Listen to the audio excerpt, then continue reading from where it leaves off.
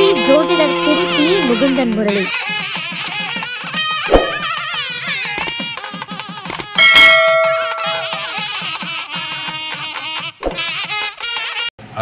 வது மாதாந்திர கூட்டத்திற்கு எனக்கு தலைமையேற்று இந்த கூட்டத்தை நடத்துவதற்கு வாய்ப்பு கொடுத்த பூந்தனையாவிற்கு சிரம் தாழ்த்திய நன்றிகளும் வாழ்த்துக்களும். முதல்ல நான் ஜோதிடர் அல்ல, ஜோதிடத்தின் பால் காதல் கொண்டவன்.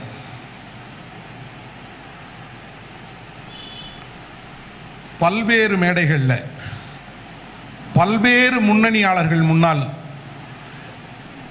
பேசுவதற்கு எனக்கு தகுதி ஏற்படுத்தி கொடுத்த என்னுடைய காதலி ராகுவை வணங்கி, என்னுடைய குருநாதர், நான் ஆக்சுவலாக ஒரு கவர்மெண்ட் செக்ரட்டரி, நான் தொழில் எனக்கு வியாபாரம், இன்ன வரையும் வியாபாரம் தான். ஜோதிடத்தில் எங்கேயோ காசியில் போய் ஒரு நாகபாபா கிட்ட சும்மா விளையாட்டாக ஏதோ உட்காந்து பேசி ஒரு 4-5 மணி நேரம் அவரோட ஸ்பெண்ட் பண்ணதினுடைய விளைவு வாழ்க்கையில் பெரிய மாற்றங்கள். இது ஒரு ரூட்டில் போகுது, வாழ்க்கை ஒரு ரூட்டில் போகுது. ஆனால் ஜோதிடம்ன்றது நான் எப்படி எடுத்துகிட்டு போகிறேன் அப்படின்னா, பலன் சொல்வதற்கு என்னோட ஐயா கூட சொன்னாங்க, என்னோட யூடியூப் சேனல் பாருங்கள் அப்படின்னு. சத்தியமாக பயன்படாது. நீங்கள் பலன் அதில் சொல்கிறதுக்கு வேலையும் இல்லை. ஆனால் ஜோதிடம் என்னன்னு தெரிஞ்சுக்கலாம். ஜோதிடம் என்னன்னு தெரிஞ்சுக்கலாம். ஒரே ஒரு உதாரணம், ஒரு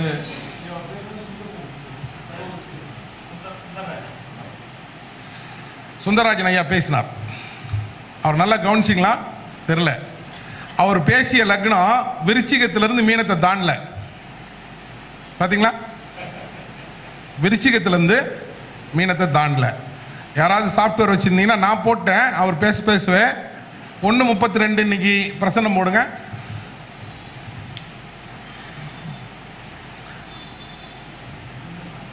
இந்த காம்பினேஷனில் தான் அவருக்கு பேசுவாங்க, இந்த காம்பினேஷனில் தான் அவங்க இயங்குவாங்க.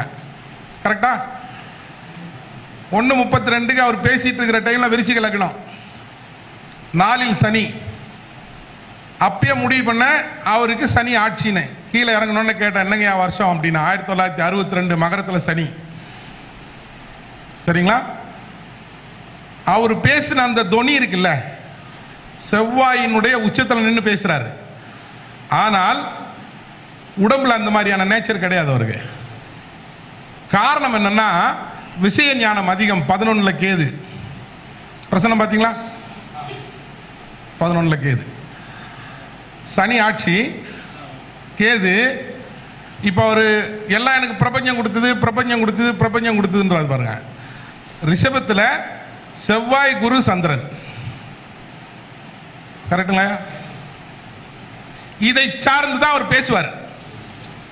ஒருவேளை அடுத்த மீட்டிங்ல அவர் பேசினார்னா, பிரசன்னம் போட்டீங்கன்னா வேற டாபிக் வரும். ஒரு புஸ்தகம் கூட படிக்கலன்னாரு. அவராது குடும்ப ஜோதிடம் படிச்சாரு, நான் அது கூட படிக்கல.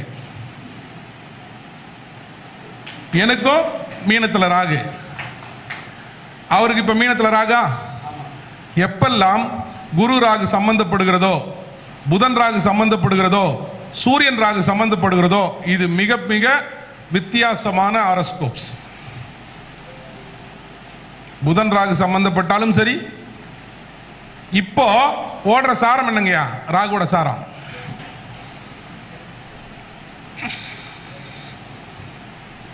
ரொம்ப நேரம் யோசிக்கிறேன் இல்லையா? இப்ப ராகுக்கு என்ன சாரத்தில் இருக்காரு?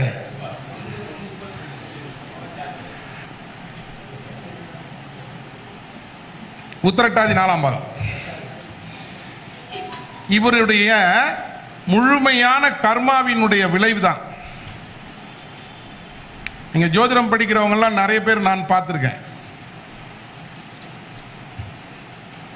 காரகத்துவமும் பாவகத்துவத்தையும் நீங்க எந்த அளவுக்கு உள்வாங்குறீங்களோ அந்த அளவுக்கு ஜோதிடம் சொல்லலாம். அதுக்கு இந்த மாதிரி பெரிய படிப்போ இல்ல புத்தகங்களோ எதுவுமே பயன்படாது. காரகத்துவங்களை எந்த அளவுக்கு உள்வாங்க யாரால் முடியும்? சனியை யார் ஹேண்டில் பண்ண முடியுமோ அவங்களால தான் காரகத்துவங்களை உள்வாங்க முடியும். ஏன் சனியை உள்வாங்கணும் அப்படின்னா கர்மக்காரகனும் அவனே கர்மாக்காரகனும் அவனே. வந்ததுக்கு உண்டான சூத்திரத்தை சொல்பவன் சனி, வந்த சூத்திரத்தை செயல்படுத்துபவன் சனி. அதனால இந்த சனி ராகு இந்த காம்பினேஷன்ஸ்ல தான் அவர் பேசினார். இதோட வேற டாபிக் பேச மாட்டார் அவர், இன்னைக்கு பேச மாட்டார். இல்லைன்னா நாளைக்கு வேற ஒரு ஏதோ ஒரு மீட்டிங்ல போகும்போது பார்த்தீங்கன்னா அன்னைய லக்னம் என்ன விழுந்திருக்கோ அதை வச்சு பேசுவார். இப்போ கொஞ்சம் ரிலாக்ஸ் ஆகிடலாம். அந்த 2ல் ராகு இருந்தால் 3ல் கேது இருந்தாலும் பேசி பேசியே ஒரு மாதிரி பண்ண. எனக்கு எப்பயுமே இந்த டைம் தான் சார் கொடுப்பாங்க. அது இன்னும் இயற்கையாகவே அமைஞ்சு போகுது. எனக்கு எல்லாம் பெரிய ஒரு ஒரு ஒரு 1000 2000 பேர் 1500 பேர் இந்த மீட்டிங்லாம் பேசியிருக்கேன். காலையெல்லாம் விட்டுருவாங்க என்ன சாப்பிட்டு எல்லாம் உட்காந்து. சில இவர் பரவாயில்ல ஏசி ரூம்லாம் போடுவாங்க. இவங்க போட்டு அருமையாக சாப்பாடெல்லாம் போட்டோன்னா அப்படியே வந்து ஒரு மாதிரி தூக்கம் அப்பில் இருக்கும்போது அஸ்ட்ரோபாபு பேசுவார். அஸ்ட்ரோபாபு பேசினா தூங்கிட்டாங்கண்ணா, இல்லையா தூங்க மாட்டாங்க, உங்கள் குரலுக்கெல்லாம் எழுஞ்சிருவாங்க, அதனால தான் அவங்கள பேச சொல்கிறாங்க. அதே போல் தான் இன்றைக்கி நான் வந்து சரி நீங்கள் பேசிட்டு போயிடலான்னு பார்த்தேன். சரி இன்றைக்கி இருந்தோன்னா கொஞ்சம் நல்லா இருந்தது, பேசின டாபிக்ஸ் எல்லாம் நல்லா இருந்தது. அதனால் ரொம்ப நாள் ஆச்சு நான் ஜோதிட மீட்டிங்க்கு வந்து பேசியுமே ரொம்ப நாள் ஆகுது. கிட்டத்தட்ட ஒரு 7-8 ஆண்டுகளுக்கு மேலே ஆகிடுது. நான் எங்கேயும் வெளியே வந்து பேசுகிறதில்ல இப்போ. அதனால் அதே டைம் தான் இப்பயும் கிடச்சி தூங்காதீங்க. அதனால் வேறு ஒரு என்டையர்லி டிஃப்ரெண்ட் டாபிக்கு போகலாம். இது இந்த காலகட்டத்திற்கு தேவை. ஜோசியம் அப்படின்னா என்ன? ஜோசியமும் ஜாதகமும் ஒன்றா? யாராவது தெரிஞ்சா தூக்குங்க, ஒன்றும் தப்புலாம் ஒன்றும் கிடையாது, நம்ம தானே இருக்கோம். ஜோசியம் வேற ஜாதகம் வேறையா, இல்லை ஜோசியமும் ஜாதகமும் ஒன்றா?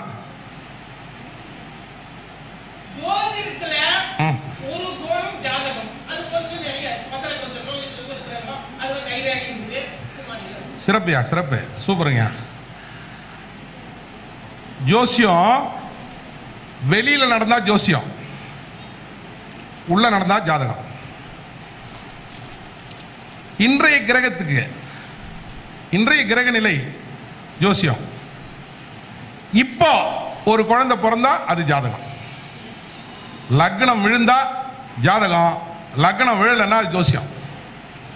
அதானே? இன்னைக்கு சனி அங்க இருக்கிறார், சந்திரன் இங்க இருக்கிறார், குரு அங்க இருக்கிறார், சனி அங்க இருக்கிறார். இது ஜோதிடம், இது பொதுவான விஷயம். ஆனா அது எனக்கு எப்படி வேலை செய்யும்?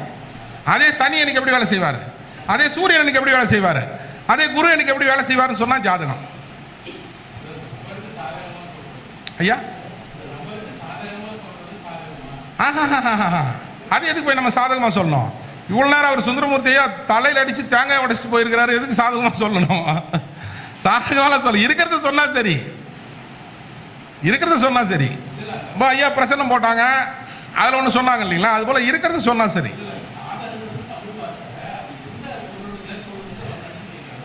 ஐயா அதுக்கு சொன்னீங்களா? ஓகே. இன்றைய காலகட்டங்களில் இந்த ஜோசியம் பொய், ஜோசியம் அதை வேப்பழிச்சு குடி சொல்றாங்க. ஏன் அவருக்கு நடக்கிறது எனக்கு நடக்குமா? எத்தனை கேள்வி கேட்குறான், எத்தனை பேர் பார்க்குறான். இதற்கான ஒரு முயற்சி எடுத்திருக்கிறேன். கடந்த ஒரு 20 ஆண்டுகள் என்னுடைய ரெஸ்ட் டைமே தான் மேக்சிமம். இதில் யார் எத்தனை பேர் வேணா கேள்வி கேட்கிட்டான். ஒருத்தரோட பிளட் ரிப்போர்ட் எடுத்துட்டு வர சொல்லுவோம், ஒருத்தரோட ஸ்கேன் ரிப்போர்ட் எடுத்துட்டு வர சொல்லுவோம். ஸ்கேன் ரிப்போர்ட்டை டாக்டரை கையில் வச்சுக்க சொல்லுங்க, அவர் சொல்லக்கூடிய விஷயத்தை மட்டும் சொல்லுங்க, அவருக்கு ஜாதகம் போட்டுடலாம். நம்ம அந்த மாதிரியான ஒரு விஷயத்தை, ஜாதகம் எங்கு வேலை செய்யும்? முதல்ல ஜாதகத்தை தீர்மானிக்கிறது யாருன்னு ஒரு கேள்வி கேட்பேன். கடவுள்னு வாங்க, பெருமாள்னு வாங்க, ஈஸ்வரன் வாங்க, ஒன்றும் கிடையாது. பிரசவம் பார்க்குற நர்ஸு இல்லையா, அவன் என்ன டைம் எழுதுறான்னு அதான ஜோசியம் போடுறீங்க. மாற்றி எழுதிட்டேன், எனக்கு ஜோசியம் வேலை செய்யல, மாற்றி எழுதிட்டேன் அவன் ஜாதகத்தை, வேற நம்ம ஒன்றும் பண்ண முடியாது. 4:35 4:55 அதே ஒரு குழம்பி ஒரு உத்தேசமா இல்லைங்க ஐயா 4:45 சரி எழுது. இப்போ 4:35 லக்னம் மாறிச்சு, நீங்கள் என்ன பலன்னு சொல்லுவீங்க இல்லையா? ஜாதகத்தை டிசைட் பண்ணுறது பிரசவம் பார்க்குற நர்ஸு, டாக்டர் அம்மா கூட கிடையாது. அந்த அம்மா கட் பண்ணிட்டு போயிடும். அப்புறம் போயிட்டு அப்புறம் கேட்கும், டைம் குறிச்சியா? ஆமாங்கம்மா குறிச்சிட்டேன்.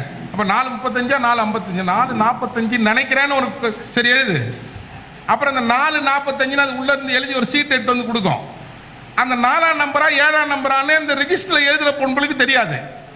அது 7 போட்டுச்சுன்னு வச்சுக்கங்க, இவன் 7:45 7:45 சொல்லிட்டு இருப்பான். அதுக்குள்ள நட்சத்திரமே மாறி போயிடும். இப்போ எந்த தசாபுத்தி வச்சு நம்ம எடுப்போம்? இவ்வளவு பிரச்சனை இருக்கு ஜோதிடன்றதுக்கு. 5 கிரகம்,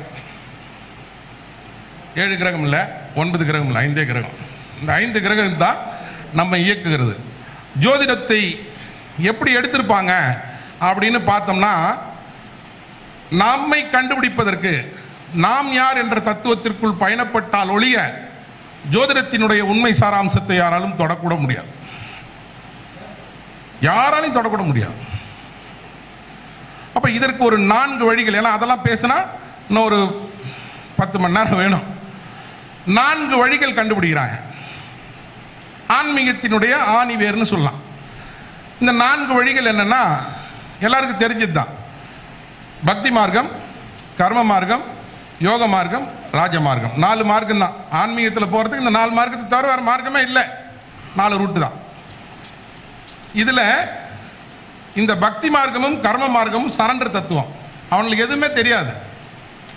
சாமியா சாமி அவர் பார்த்துப்பார். இது பக்தி மார்க்கம், சரணடைதல். ஏற்றுக்கொள்ளுதல் கர்ம மார்க்கம். நம்மளுக்கு இப்படி தான் இருக்கு, இப்படி தான் இருக்கும், ஏற்றுப்போம். இது போனான்னா கர்ம மார்க்கம். இந்த 2 மார்க்கத்திற்கு அப்புறமாக ஏன்னு கேள்வி கேட்டான். ஏன் அப்படி நடக்கணும், ஏன் எனக்கு இப்படி இருக்கணும், அப்படி நினைத்ததினுடைய விளைவு தான் முதல்ல இவன் யாருன்னு பார்க்க ஆரம்பிச்சான். இப்போ ஜோசியம் எதுக்கு பார்க்கணும்? ஜோதிடம் என்பது எதற்கு? அதான் எனக்கு கொடுத்துருக்க டைட்டில். நான் தான் அந்த டைட்டிலே கொடுத்தேன். போன வாரம் ஒரு கருத்தரங்கில் இந்த டைட்டில் வச்சு தான் பேசணும். அந்த டைட்டிலினுடைய அந்த தலைப்பு என்னன்னா, ஜோதிடத்தில் ஜொலிப்பவர் யார், ஜெயிப்பவர் யார். இதுதான் டைட்டில். இதுக்கு நான் தான் தலைவராக இருந்து பேசினேன். அதில் பேசின சப்ஜெக்ட் தான் ஜோதிடம் என்பது எதற்கு. இது ஆயர்கலை, அறுபத்திற்கலை, வேதத்தின் கண்ணு, இதெல்லாம் கரெக்டு. இதை ப்ரூவ் பண்ண முடியுமா? வேதத்தை என்ன ப்ரூவ் பண்ணல யாரும். 4 வேதங்கள் சொல்றோம். அவரவர் வாழ்ந்த வாழ்க்கையை அந்தந்த காலகட்டங்களில் எழுதி வைத்து விட்டு போன அறிவு வேதங்களாக மாற்றப்பட்டது. அதானே? அப்போ இது ஜோதிடத்தின் கண்ணு இல்லை வேதத்தின் கண்ணு அப்படிலாம் சொல்றதை விட ப்ரூவ் பண்ண முடியுமா அப்படின்னா ரொம்ப ரொம்ப சிம்பிள். நீங்க யாரு கேட்டாலும் சொல்லுங்க. இப்போ கூட ஒரு சாமியார் ஈரோடு மகேஷ் எல்லாம் வச்சு பேசினாங்க. அவங்களுக்குமே நான் சொல்லியிருக்கேன். நாங்கள் இருக்கிறோம், எங்களை மாதிரி ஆட்களை கூப்பிட்டு வச்சு கேள்வி கேளுங்க, பதில் சொல்றோம். செவ்வாயை வச்சு 8 வகையான ரத்த பிளட்டை நான் சொல்லிடுவேன். கூப்பிட்டு கேளுங்க, சொல்லுவோம்.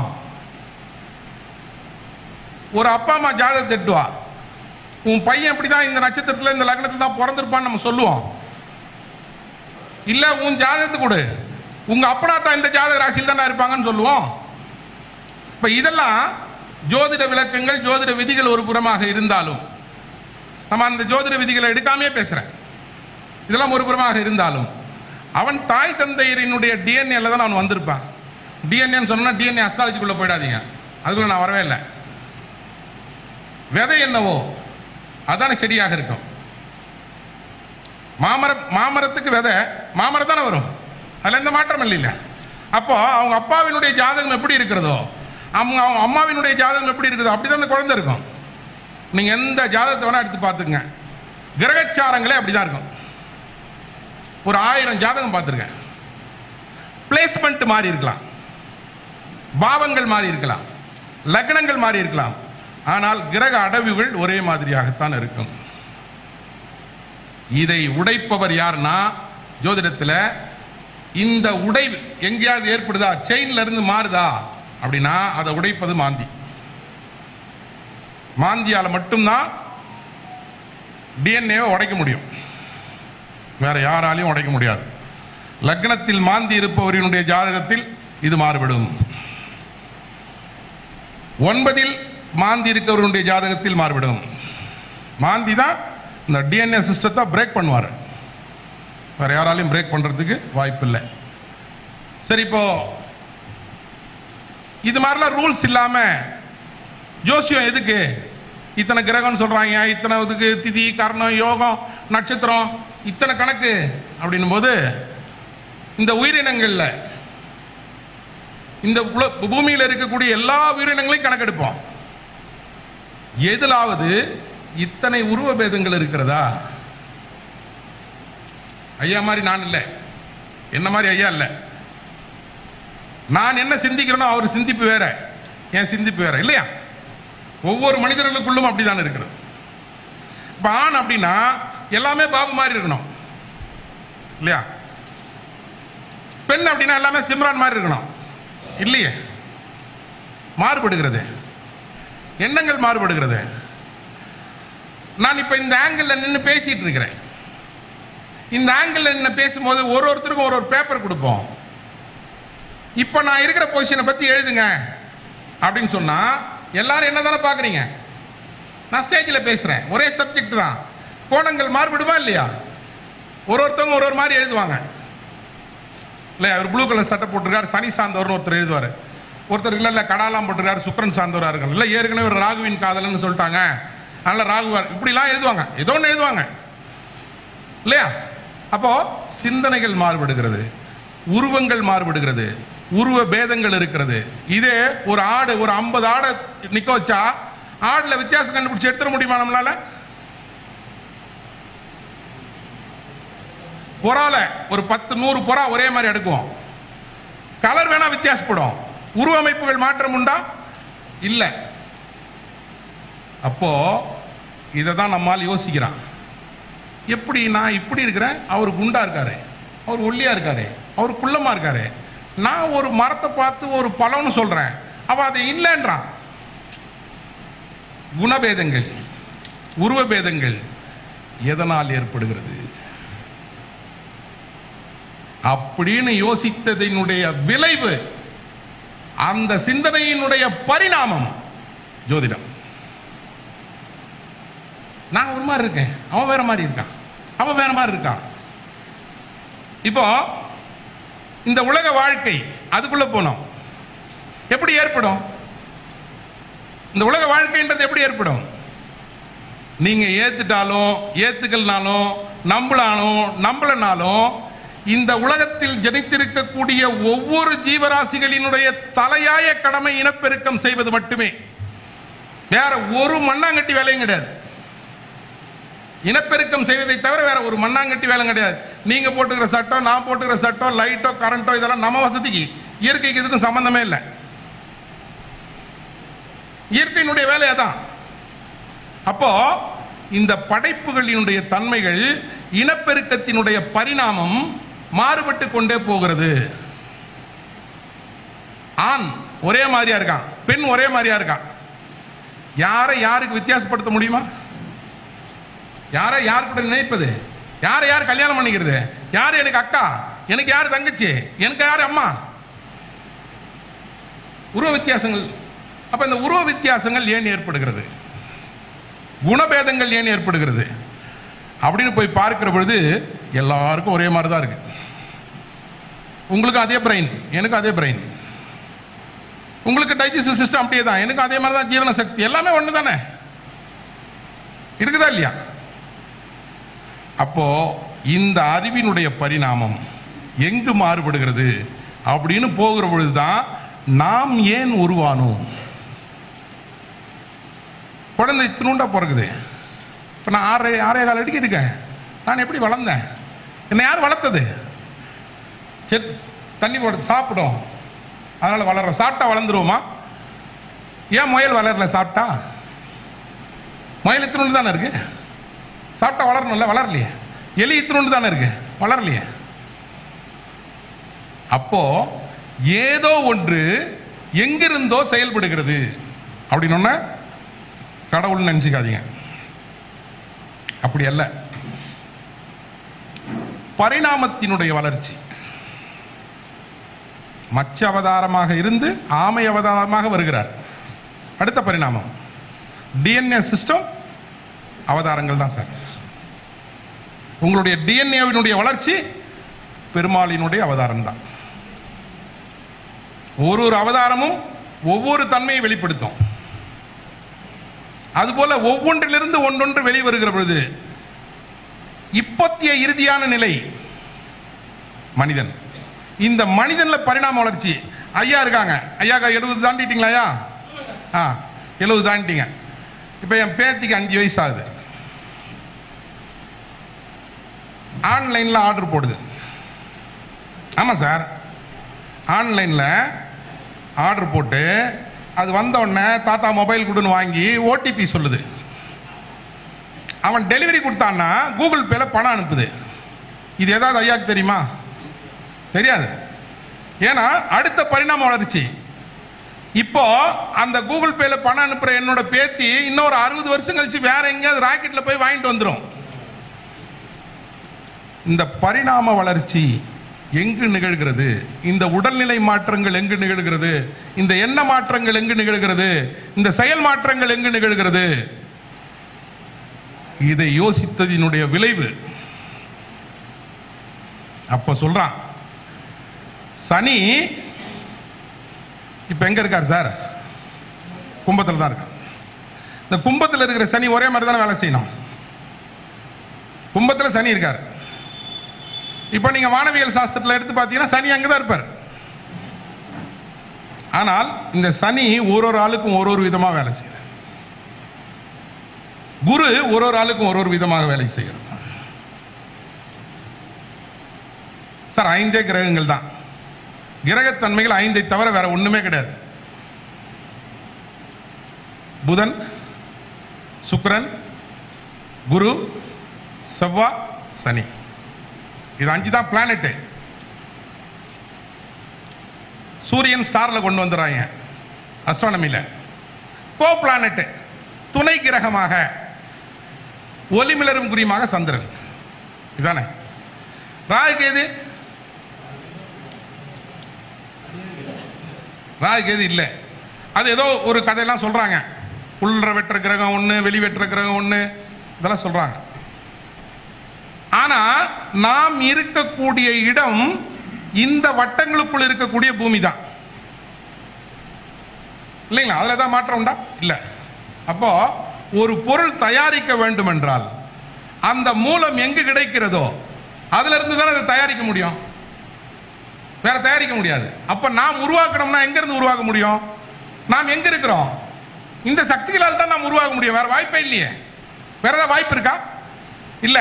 ஐயா 1940 இதே பள்ளிவாளையத்தில் நான் 15 வருஷத்துக்கு முன்னாடி இந்த பள்ளிவாளையம் வந்து பார்க்கும்போது ஒண்ணுமே இல்லை. இவ்வளவு பொருட்கள் எங்கிருந்து வந்தது? இத்தனை கட்டடங்கள் எங்கிருந்து வந்தது? ஏதோ ஒன்றிலிருந்து ஏதோ ஒன்றாக மாற்றமாயிருக்கிறது. ஒரு பெண்ணினுடைய ஒரு சிங்கிள் முடி அளவு கூட எக்ஸ்ட்ரா வெயிட்டேஜ் வராது. ஏன்னா அவைலபிலிட்டி வேற ஒன்றும் இல்லையே. இங்க இருக்கிறது தானே அவைலபிலிட்டி. வேற எங்கிருந்து வேற கிரகத்தில் இங்க இட்டு வந்து ஏதாவது கொட்டினாங்களா? இல்லை. வேற கிரகத்தில் இங்கிருந்து ஏதாவது வந்ததா? இல்லை. இப்போ பூமியில உள்ளுக்குள்ள இருந்து இப்போ வெளியில வந்திருக்குது. காங்கிரீட்டா வந்திருக்கு, இரும்பா வந்திருக்கு, செம்பா வந்திருக்கு, செல்போனா வந்திருக்கு, என்னவோ வந்திருக்கு. அதானே? ஒருவேளை வெயிட் கூடுனா ஈர்ப்பு விசை, விலக்கு விசை, இந்த ரெண்டுக்கும் டேலி ஆகாது. சட்டங்கள் தாங்கங்கள் ஏதுமில்லை, இந்த சக்கரம் சுத்துதடா. சூரிய குடும்பத்துக்கு யாராவது கோல் கொடுத்து சப்போர்ட் பண்றாங்களா கிரகத்துக்கு? இல்ல. சனி எத்தனையோ கிரகம் இப்ப ராக்கெட் விட்டு 4 வருஷம் கழிச்சு போய் சேருது இல்லைங்களா? அதுக்கு ஒரு குணாதிசயம் கண்டுபிடிச்சானே நம்மாலே. அப்போ இது எதுவுமே இல்லாமல்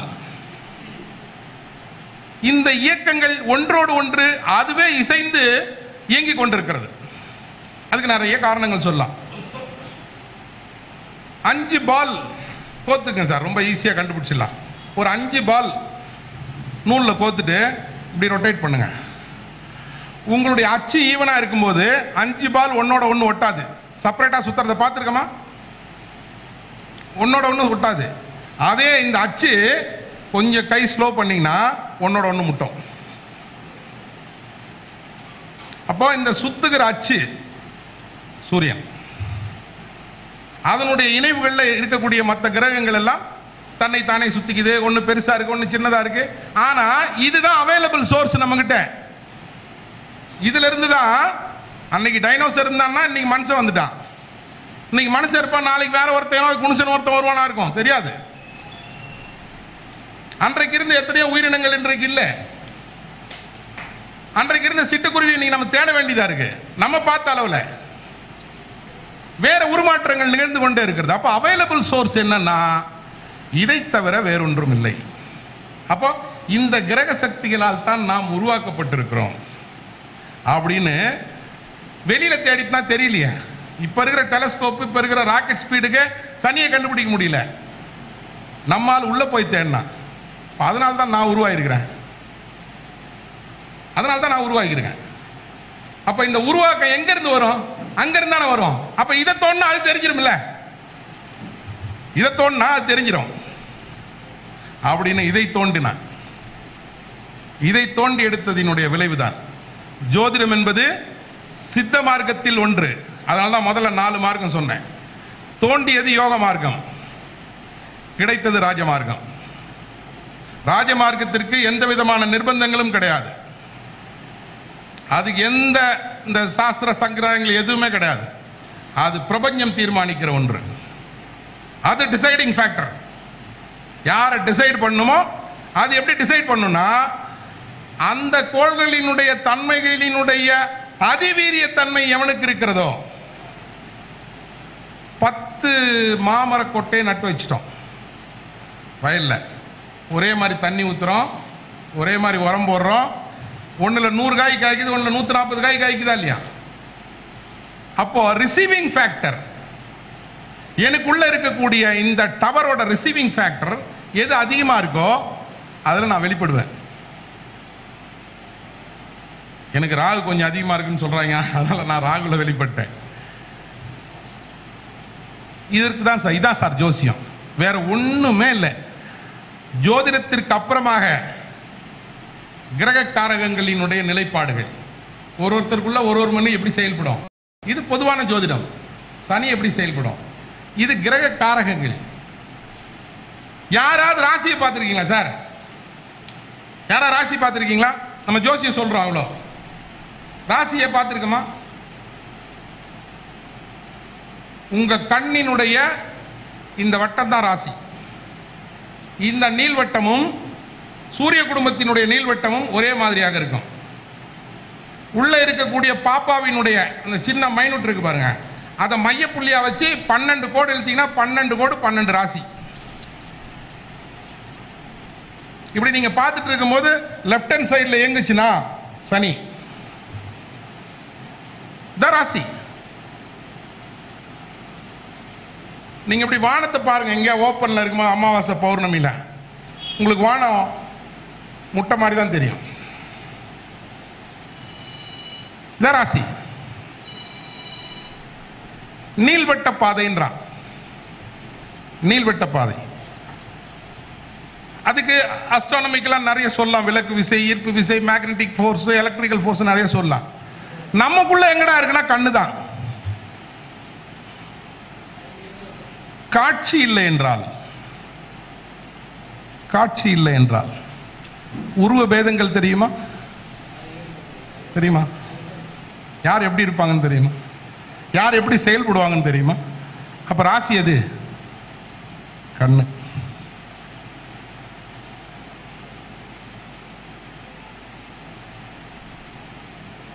நீங்க பார்க்கிற ஒரு விஷயம் உள் பதிவுகளாக பதிய வேண்டும். காட்சி இல்லாத கண் பிரச்சனையா இருக்கிறவங்கள, கண் இல்லாதவங்களுக்கு சப்தங்களாக பதியும். 3 விஷயம் தான் சார் அவுட்ல இருந்து உள்ள போவோம், வேற எதுவுமே போகாது. சப்தம், மூச்சு, சாப்பாடு. இதை தவிர வெளியில இருந்து உள்ள போதா ஏதாவது? மணி, மந்திர, ஔஷதம். மணி, மந்திரம், மணி, ஔஷதம். வாதம், பித்தம், கபம், சரம், ஸ்திரம், உபயம். இதை தவிர வேற ஒண்ணுமே இல்லை. ஆத்தல், காத்தல், அழித்தல். இயக்கத்தை பிரிச்சிங்கன்னா 3 பிரியும், இருப்பை பிரிச்சிங்கன்னா 5 பிரியும். இயக்கமும் இருப்பு வேலை செஞ்சா 6. இருப்பு நமச்சிவாயா 5 நிலைப்பாடுகள், பஞ்சபூத தன்மை. சரவணபவா 6 நிலைப்பாடுகள். நம்ம உடம்புல எப்படி இயங்குது இயக்கத்தன்மைகள். மூலாதாரம், சுவாதிஷ்டானம், மணிப்பூரகம், அநாகதம், விசுக்தி, ஆக்ஞா. சகசிராக்கு போயிட்டீங்கன்னா ஒன்றும் கிடையாதுங்க. நந்தி வரையும் தான் உங்களுக்கு வேலை. நந்தியிலிருந்து சிவன்கிட்ட போயிட்டீங்கன்னா வேலையே கிடையாது. இப்போ இந்த 6 தன்மைகள் சரவணபவா, நமச்சிவாயா, சரவணபவா, இது இரண்டும். இதை இரண்டும் இயக்கிறதுக்கு தான் அ உ இம், அகார உகாரம் அகாரம், ஓம். அதான் பிரணவ மந்திரம்னு சொன்னான். இந்த 5ஐயும் மாத்தோம். 5ன்றது சிவன் எது கொடுத்தான்னா அந்த பஞ்சபூத நிலைகளை எவனும் மாற்றவே முடியாது. அது ஃபிக்ஸ்டு நம்ம பாடியில். 6 என்பது இயக்க நிலைப்பாடுகள். இந்த 5 சரி பண்ணி 6 மாற்றலாம், அல்லது 6 மாற்றி 5 சரி பண்ணலாம். ஆனால் இந்த 6ஐயும் 5ஐயும் மாற்றுறதுக்கு 3 வேணும், பிரணவம் வேணும். இது ஆன்மீக ரீதியாக. மெய்ஞானமும் விஞ்ஞானமும் கலந்துதான்னா, மெய்ஞானத்துல நீ கண்டுபிடிச்சதெல்லாம் விஞ்ஞானம். கண்டுபிடிக்காத எத்தனையோ விஷயம் இருக்கு இன்னும். அதை நாங்கள் மெய்ஞானமாக வச்சு பார்த்துட்டு இருக்கிறோம். விஞ்ஞான ரீதியாக எத்தனை விஷயம் வேணா சொல்லலாம் சார். சார், இந்த செல்போனை நீங்கள் கையில் எடுக்கணும். இங்கே இருக்கிற செல்போன் தண்ணி போட்டு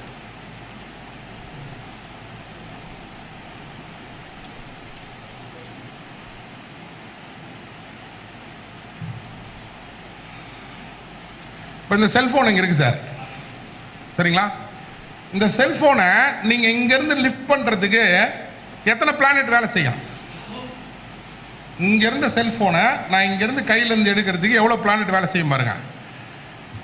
இது செல்போன் முதல்ல எனக்கு தெரியணுமா? நாலேஜ். நாலேஜ் யார் சார்? அறிவு யார்? குரு, சரிங்களா?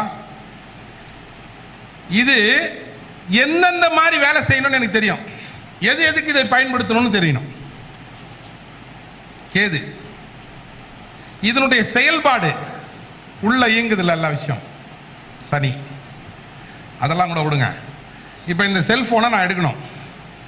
இதை கண்ணில் பார்த்தோன்னா இது செல்போன் எனக்கு தெரியுது. இதனோட வெயிட்டேஜ் என்னன்னு என்னுடைய பிரெயின் சிஸ்டம் கால்குலேட் பண்ணிடும். இது எவ்வளோ டிஸ்டன்ஸில் இருக்குதுன்னு என்னோட மைண்டு கால்குலேட் பண்ணிடும். இதெல்லாம் புதன் செய்கிற வேலை. செல்போனை பற்றி அறிவு மட்டும்தான் குரு. இந்த கால்குலேஷன் எல்லாம் புதன். எவ்வளோ டிஸ்டன்ஸில் நான் கை நீட்டணும், எவ்வளோ வெயிட்டில் இந்த செல்ஃபோனை லிஃப்ட் பண்ணணும், இப்படி தூக்க முடியாதுல்ல. ஸோ இதனோட வெயிட் எவ்வளோ இருக்கும் அப்படின்றத மைண்டு கால்குலேட் பண்ணும். கையை நீட்டணும், இந்த டிஸ்டன்ஸ் கை நீட்டணும்ல, இந்த டிஸ்டன்ஸுக்கு கை நீட்டணும்.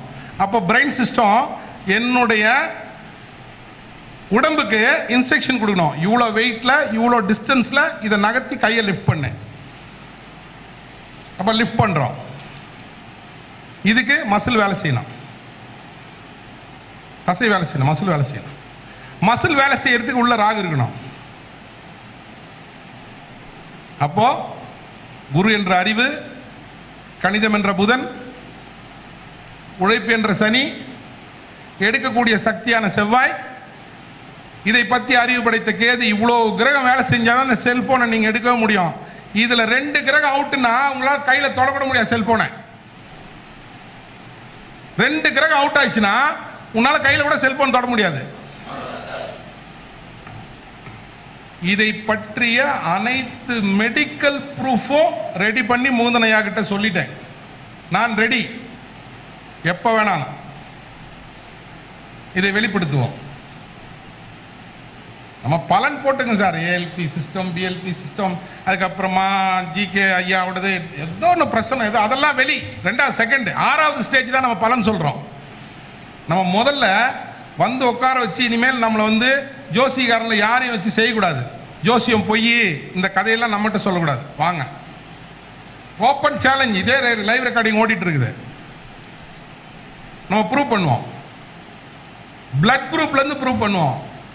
அட உங்க அப்பனாத்தா டிஎன்ஏலேருந்து ப்ரூவ் பண்ணுவோம். எந்த இடத்துல உன் டிஎன்ஏ பிரேக் ஆச்சுன்னு சொல்லுவோம். உன் தம்பிக்கு எப்போ கால் போச்சுன்னு சொல்லுவோம். உங்க அக்காவுக்கு ஏன் கல்யாணம் ஆகலன்னு சொல்லுவோம். நான் தவறாக சொல்லவில்லை, டிஎன்ஏவோட சிஸ்டத்தினுடைய கால்குலேஷனை சொல்றேன். சில நேரங்களில் கோபம் வருகிறது. சார் பலன் வந்து ஒன்றும் இல்லை. +2 படிக்கிற பையன், நான் யாரையும் குறைவா சொல்ல, +2 படிக்கிறான், எவ்வளோ புக்கு படிக்கிறான், 25,000 ரூபாய் ஜோசி புக்கு வாங்கி கொடுத்து ஒருத்தருக்கு மனப்பாடம் பண்ணுறான்டான். மனப்பாடம் பண்ணி ஜோசி சொல்ல முடியுமா அவனால? எவ்வளோ புக்கு படி, நம்மளோட அதிகமாக படிக்கிறான், ஜோசி சொல்ல முடியுமா? சொல்ல முடியாது. கர்மா வேலை செய்யாமல் பஞ்சாங்கம் என்பதை பற்றி சிந்திக்க கூட உங்களால் இயலாது.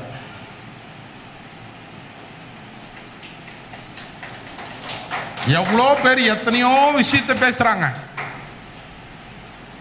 ஜோதிடத்திற்குள் வர வேண்டும் என்றால் உங்களுடைய கர்மா அனுமதிக்காமல் வரவே முடியாது. ஜோதிடத்திற்குள் உள் போய் பயணித்து மிரண்டு போய் திரும்பி இருக்கிறேன். சும்மா விளையாட்டுக்கு வந்து அது புதன் கிரகணோ இல்லைன்னா செவ்வாயெல்லாம் சொல்றதுல நோ யூஸ். பலன் சொல்லலாம், நீங்க வர்றவங்களுக்கு பலன் சொல்லுங்க, அது போதுமானதா? போதுமானது இல்லை சார். எனக்கு நான் ஒரு ஜோசியர், நான் ஒரு 4 கிரகங்களுக்கு பலன் சொல்றேன் சார், இந்த மாதிரி நான் ஒரு டெவலப் ஆகிட்டேன், இல்லை எனக்கு அது மூலியமாக வருமானம் இருக்கிறது, நான் தொழில்முறை ஜோதிடராக இருக்கிறேன், வெல் அண்ட் குட். அதை பாற்றும் சந்தோஷப்படுகிறவன் முதலால் நான் தான். ஆனால் இது ஜோதிடத்தினுடைய பின்விளைவு. ஐயா சொன்னாங்க, ஜோதிடத்தினுடைய பின்விளைவு. இது ஒண்ணுமே வந்து சைடு எஃபெக்ட்ஸ். ஆனால் நாம் ஜோதிடத்திற்குள் இருக்கிறோம். ஆன்மீகத்தினுடைய என்னை பொறுத்தவரை நான் கடந்து வந்த இந்த 22 வருட பார்வையில் நான் சொல்றேன், ஆன்மீகத்தினுடைய நடு மையத்தில் நாம் இருக்கிறோம். யாராலும் புரிந்து கொள்ள முடியாத பல்வேறு கணித முறைகள் உங்களால் போடப்படுகிறது இல்லையா? யாராலையும் போட முடியுமா? இப்போ இதற்கு நாம் ஆன்மீகத்தினுடைய மையத்தில் இருக்கிறோம். நம்மளுக்கு மட்டும்தான் இது புரியும், வேற யாருக்கு போய் புரியாது. நீங்க போய் ஒரு ஆளுக்கு திடீர்னு அது வந்து சூரியனுக்கும் சந்திரனுக்கும் நடுவில் பூமிக்கு நடுவில் இருக்கிற தூரம், நான் ஏன்டா இதெல்லாம் போய் தேவையில்லாத வேலையை பார்த்துட்டு இருக்கிறேன்னு வாங்க. கரெக்டுங்களா? இப்போ ராசி அது 30 டிகிரி எத்தனையாவது இருந்துட்டு போது, போய் பொழைக்கிற பொழப்ப பாருன்னு வாங்க. அது அவர்களுடைய கர்ம கட்டமைப்பு, இது நம்மளுடைய கர்ம கட்டமைப்பு. நான் ஒரு ஜோதிடர் பார்த்தேன், அதெல்லாம் ஒரு பெரிய லிஸ்ட் சார். அவங்கெல்லாம் இல்லை இன்னைக்கு. அதனால ஜோசியம் கற்றுக்க போய் குடும்பத்தை பாடுறான்னாங்க. ஆனால் இத்தனை பேர் எத்தனையோ பேர் சொன்னாலும் இன்னும் புதிதாக மாணவர்கள் வந்து கொண்டே தானே இருக்கிறாங்க. யாரும் போலே, வந்துட்டே தான் இருக்காங்க. அப்போ இது பிரபஞ்சத்தினுடைய செயல்பாடு, பிரபஞ்சத்தினுடைய வெளிப்பாடு. இதை தெரிவிக்க வேண்டும் என்று உனக்கு ஆணையிடப்பட்டிருக்கிறது, செய்து கொண்டிருக்கிறாய். அவ்வளவுதான். இதை ப்ரூவ் பண்ணணும்னா நீங்க சொன்ன மாதிரி அறிவியல் வந்து நானும் ப்ரூவ் பண்ணலாம். அதற்கும் வாய்ப்புகள் இருக்கிறது, காரணங்கள் இருக்கிறது. வேற ஏதாவது கேள்வி இருந்தா கேளுங்க. இல்ல வேற ஏதாவது டாபிக் பேசணும், இது பேசினா போயிட்டே இருக்காங்க.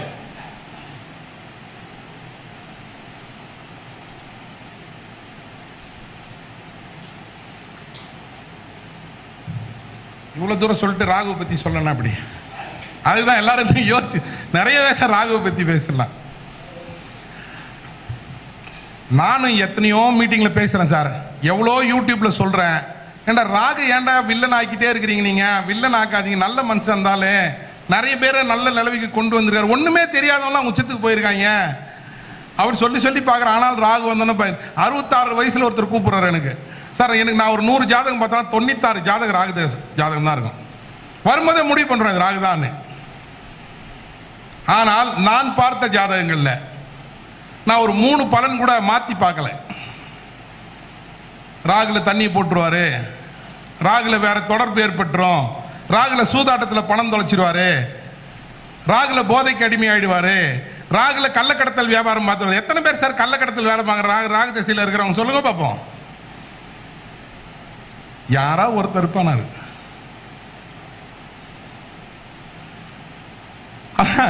எது எடுத்தால் ராகு, இல்லைன்னா கேது பிடிச்சிப்பாங்க. அவர் ஒரு காய் வேஸ்டி கட்டக்கூடாது, கேது வந்துட்டார் தெரியுது. உதிராட்சி கொட்டை போட்டா கேது வந்துட்டார் தெரியுது. ஆனால் ராகு கேது தான் நம்முடைய பிறப்பிற்கு மூலம். தந்தை வழி உறவுகள் ராகுன்னு சொல்றோம் இல்லையா? தந்தை வழி பாட்டனார் உறவுகள் ராகு, தாய் வழி பாட்டனார் உறவுகள் கேது. ஆணினுடைய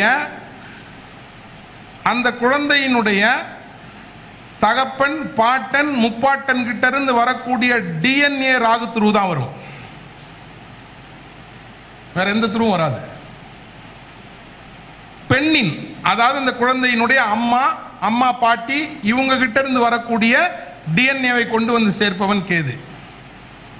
இப்படி இன்னொரு விதத்தில் சொன்னோம்னா ராகு விதை, கேது பூமி. இது இல்லைன்னா நம்ம உருவே இல்லையே, அப்புறம் ஏன் ராகுவை பத்தி நம்ம கேவலமா பேசணும், மட்டமா பேசணும்? ராகுதான் நீங்க யாருன்றதை அடையாளப்படுத்தும்.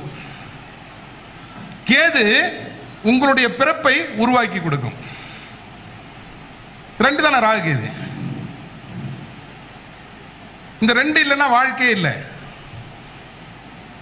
அகம்புறம் இல்லைன்னா வாழ்க்கை உண்டா? நீங்க ஒரு விஷயத்தை பார்க்குறீங்க சார், சரிங்களா? அந்த விஷயத்தை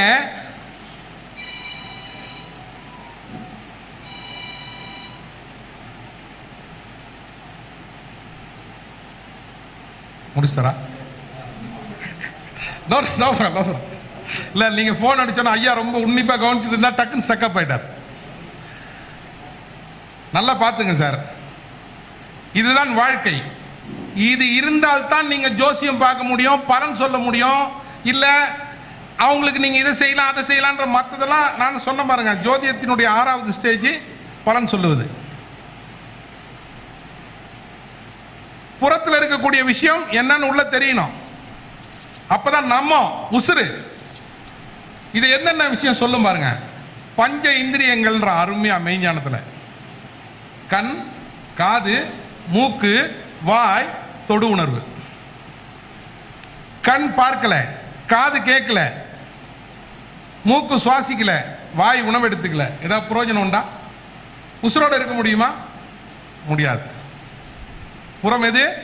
பஞ்ச இந்திரியங்கள் ராகு. கண், காது, மூக்கு, வாய், தொடு உணர்வு. தொடு உணர்வுன்றதை எல்லாம் தொட்டு பார்க்கறது நினைச்சுக்கிறாங்க. தொட்டு பார்க்கறது அல்ல, என்னை எனக்கு அடையாளம் காட்டுவது தொடு உணர்வு. நான் இங்க இருக்கிறேன்றது எனக்கு ஃபீல் கொடுக்கிறது தொடு உணர்வு. புறத்துக்கும் அகத்துக்கும் இருக்கக்கூடிய ஒரு டச், இது ராகு. இதுக்கு தானே சார் ராகு ஆசைப்படுது. கண்ணுக்கு ஆசைப்படுது, காதுக்கு ஆசைப்படுது, தொடு உணர்வுக்கு, உடம்பு சுகத்துக்கு ஆசைப்படுது தானே, இது ராகு. இந்த விஷயங்கள்லாம் இப்படிதான் ஒரு விஷயத்தை கொடுக்கும்னு உள்ள ஒரு விஷயம் சொல்லுது. அந்த கரணங்கள்னு சொல்றான். மனம், புத்தி, அறிவு, சித்தம். இந்த வெள்ளை கூட இருக்கிற விஷயத்தை அறிவு வாங்கி இது செல்போனு அப்படின்றத அறிவு சொல்லுது. புத்தி அனலிட்டிக்கல் பண்ணுது, இது எதற்கு பயன்படும்னு. மனம் இதனுடைய சிந்தனைகளை விவரிக்கிறது. ஆனால் இது பத்தின முழு விஷயத்தையும் சித்தத்தில் பதிவு செய்து வைத்துக் கொள்கிறது. அப்ப நீங்க ஒரு பொருளை பார்த்தீங்கன்னா அந்த பொருளோட விஷயம் உங்களுக்கு உள்ள இல்லைன்னா உங்களால சொல்லவே முடியாது. சார் உங்க மனைவி உங்களுக்கு அடையாளம் தெரியாது, ராகு கேது இல்லைன்னா உங்க மனைவி உங்களுக்கு அடையாளம் தெரியாது. சிம்ரான் வச்சுப்போம், அது சிம்ரான் எப்படி தெரியும்? ஏன் நேரம் இருக்கா? நிறுத்திக்குவோம். சிம்ரான்றது எப்படி தெரியும்? அந்த அம்மா சினிமாவுக்கு வந்ததுல இருந்து இன்னைக்கு அந்த அம்மா கிளவியானதுக்கு வெறும் உண்டான அத்தனை நாலேஜ் உங்ககிட்ட இருக்கு. உங்ககிட்ட மாறுபடும், அவர்கிட்ட மாறுபடும், இவர்கிட்ட மாறுபடும், இவர்கிட்டையும் மாறுபடும். அதே போல சிம்ரானை பார்த்தோன்னே அந்த அம்மாவை நீங்க ஃபர்ஸ்ட் டைம்ல சினிமாவில் பார்த்து ரசிச்சிங்க பார்த்தீங்களா, அது ரிவைன் ஆனாதான் அது சிம்ரான்னு தெரியும். அது எங்கடா பதிஞ்சிருக்கா? சித்தத்தில் இருக்கும். இது ரெண்டு கோஆர்டினேட் ஆகலைன்னா வாழ்க்கை என்பது இல்லை. பஞ்ச இந்திரியங்களும் அந்த கரணங்களும் கோஆர்டினேட் ஆகலைன்னா வாழ்க்கை என்பது எதுவும் இல்லை. மனிதன் என்ற நிலைப்பாடே கிடையாது. அப்ப பிறப்புக்கு ராகு கேது வேணும், வாழ்க்கைக்கு ராகு கேது வேணும். ராகு கேது எப்படி தப்பு பண்ணும்?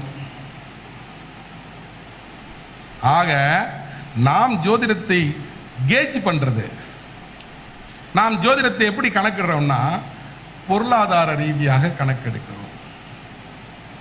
அதில் தான் அவன் சரியில்லை, கேது திசை வந்துச்சுப்பா பிழைக்க மாட்டான். ஆனால் ஆன்மீகத்துக்கு உச்சத்துக்கு போகிறானே அது ப்ளஸ் கிடையாது. அப்போ உங்களை பொறுத்தவரை வாழ்வாதாரத்தினுடைய மெயின் பொருளாக கொல்லப்பட்டிருக்கக்கூடிய பணத்தை சார்ந்த பலன்கள் தான் ராகுவையும் கேதுவையும் கீழையும் மட்டமாகவும் தட்டுது. சரிங்களா? ஏதாவது சந்தேகம் இருக்கா? நிறுத்திக்கலாமா?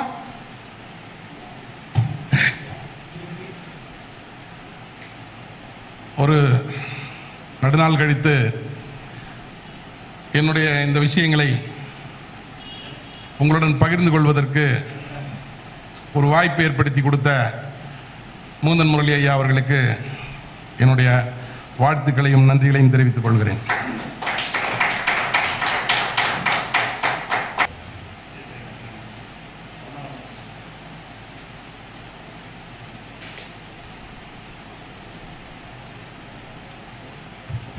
ஐயா அவர்கள் நிறைய விஷயத்த கிரகத்தினுடைய தத்துவங்களையும் விளக்கங்களையும் ரொம்ப அற்புதமாக சொன்னார். உண்மையிலுமே கேட்க கேட்க கேட்க கேட்டுக்கிட்டே இருக்கணும் போல ஒரு ஆர்வமும் ஒரு எண்ணமும், ஜோதிடத்தை எந்த வகையில் நிரூபிக்க முடியும் அப்படின்ற ஒரு விஷயத்தை துல்லியமாகவும் அற்புதமான முறையில் ஐயா அவர்கள் விளக்கம் கொடுத்துருக்கிறார். உண்மையிலுமே ஒரு பெரிய விஷயம். மிக விரைவில் ஒரு பெரிய சேனலில் ஐயா அவர்கள் ஜோதிடம் உண்மை அப்படின்ற ஒரு நிரூபிக்கக்கூடிய ஒரு அற்புதமான ஒரு சேனலில் பேச இருக்கிறாரு. மிக விரைவில் வர இருக்கின்றது. அது எல்லா வகையிலுமே ஜோதிடர்களுக்கு பெருமை சேர்க்கக்கூடிய ஒரு விஷயமாக அமையும். அதில் எந்த ஒரு மாற்று கருத்தும் இல்லை. ரொம்ப நமக்கெல்லாம் இந்த நேரத்தில் கிட்டத்தட்ட 1 மணி நேரம் அற்புதமான ஒரு கருத்துக்களை பதிவு செய்த நம்முடைய ஐயா அஷ்டோ பாபு ஐயா அவர்களுக்கு இப்பொழுது நம்முடைய மகரிஷி ஜோதிட ஆராய்ச்சி அறிவித்தின் சார்பாக ஐயா அவர்களுக்கு பொன்னாடை போட்டி சந்தனமாலை அணிவித்து சிறப்பு செய்ய இருக்கின்றோம்.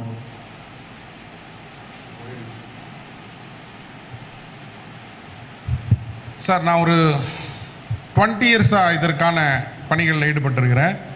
சொந்த காசினுடைய வேல்யூ சொன்னால் அது பெருசாக போயிடும். ஏன்னா ராகு பிறந்த ஊரில் போய் பார்க்கணுமா இல்லையா? இங்கே பார்த்து பிரயோஜனம் இல்லை. அதில் ராகு பிறந்த ஊருக்கு போனேன், கேது பிறந்த ஊருக்கு போனேன், செவ்வாய் பிறந்த ஊருக்கு போனேன். செவ்வாய் எங்கெங்கெல்லாம் இருக்கிறதோ அங்கெல்லாம் பயணப்பட்டேன். இந்த விஷயத்தெல்லாம் எடுத்து வச்சிருக்கேன்ல. இதை வழங்குவது இப்பொழுது இருக்கக்கூடிய ஜோதிடர்களுக்கும், எனக்கு முன்னால் குருநாதர்களாக இருந்து வாழ்ந்த ஜோதிடர்களுக்கும், இனி வரப்போகக்கூடிய ஜோதிடர்களுக்கும், நம் ஜோதிட குடும்பங்கள் அனைவருக்கும் எந்தவித பிரதிபலனும் இல்லாமல், சார் நான் இதற்கு செலவு பண்ண காசை நீங்கள் இமேஜின் கூட பண்ண முடியாது. அதை ஒட்டுமொத்தமாக சமர்ப்பிக்கிறேன். ஜோதிட சமுதாயத்திற்காக சமர்ப்பிக்கிறேன்.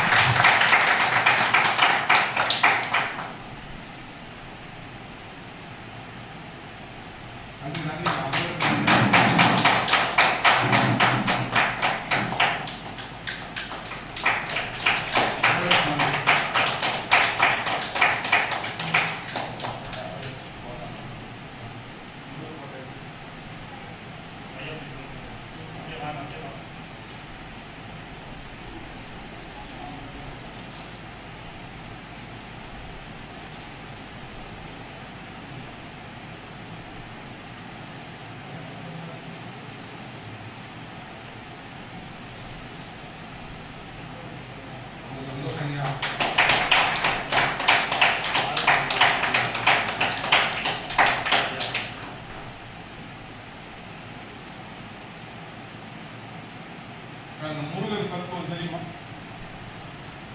முருகர் படம்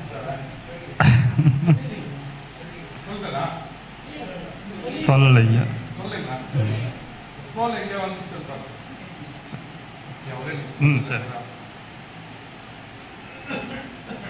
அந்த முருகருக்கு வேல் கொடுத்துருக்காங்க பாருங்க. இது ஏன் சூலாயுதமா கொடுக்கல? இங்க விரியும் சரிங்களா? இந்த இடத்துல இருந்து இவ்வளவு தூரம் இருக்கிறது தான் நான் சொன்ன கர்மா. 5 கிரகத்தினுடைய செயல்பாடுகள். இந்த மேல இருக்கு பாத்தீங்களா, இந்த இடம் நந்தி. இந்த இடத்துல இருந்து இதுவரையும் ஒன்னா இந்த இடத்துல 2ஆ விரிந்து மறுபடியும் ஒன்றாக சேரும். சரிங்களா? வள்ளி தெய்வான 2 சம்சாரம் முருகருக்கு. இப்படிதானே? இடகலை பெண்களை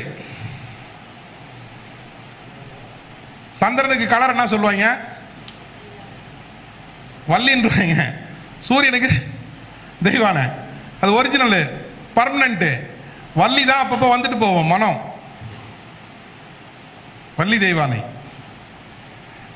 கர்மா முதுகெலும்பு தான் கர்மா. முதுகெலும்பு இல்லைன்னா யாராவது இருக்க முடியுமா? முதுகெலும்பு தான் சனி. கர்மாவை கையில் வச்சிருப்பாரு முருகன். மாயை பாம்பு, அதை வச்சுதான் ராகன் டாங்கி கொடுத்துருது. பாம்பு பாம்பு என்பது சுவாசம். இவர் வந்து நீங்க முருகர் என்னைக்காவது வயசானவரை பார்த்துருக்கீங்களா? ஃபுல்லா எங்க தான் காமிப்பாங்க. ஏன்னா வாசியினுடைய முழு தத்துவம் இவர்.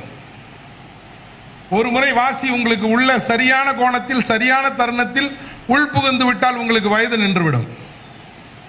அதனுடைய இளமை. மயில் என்பது மாயை, கலர்ஃபுல். இது எல்லாத்தையும் முருகன்கிட்ட கொடுத்துட்டாங்க. சுவாசத்தை கரெக்டா மிகச்சரியாக பயன்படுத்தினால் நாமும் முருகனே.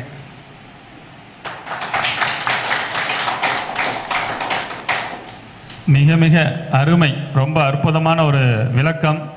முருகர் என்றும் இளமையாக இருக்கக்கூடிய ஒரு ரகசியம் அந்த சுவாசம் அப்படின்ற ஒரு அற்புதமான ஒரு விளக்கத்தையும் உண்மை நிலைகளை உணர்த்தி கொடுத்திருக்கின்றார். ஐயா அவர்களுக்கு மீண்டும் ஒரு முறை மனமார்ந்த ஒரு நன்றியும் வாழ்த்தியும் தெரிவித்துக் கொண்டு, இப்பொழுது நம்முடைய சதீஷ்குமார் ஐயா அவர்கள் சேலத்திலிருந்து வருகை புரிந்திருக்கிறார்கள்.